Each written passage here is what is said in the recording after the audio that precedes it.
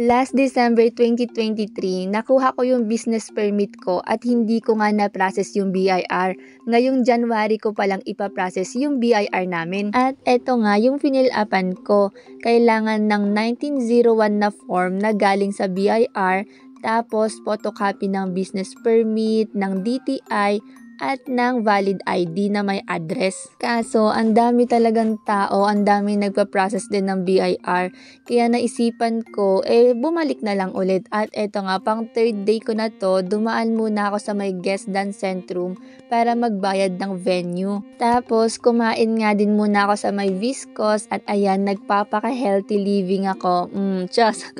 Tapos, ayan, binigyan ako ng free na macaron cake. Thank you so much! And after ko nga kumain, dumiretso na ulit ako sa may BIR. Pang third day ko na to and buti na lang walang katao-tao. Kaya ayan, na-process ko na kasi tinatamad talaga akong pumila. At ang bilis nga ding na-process. Nagbayad ako ng 600 plus tapos sa kanila na rin ako nagpagawa ng resibo at nagbayad din ako ng 1,200.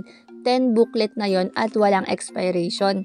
Tapos, binigyan nga rin pala nila ako ng blue book at kailangan daw ng seminar para alam ko kung ano yung mga isusulat at gagawin ko.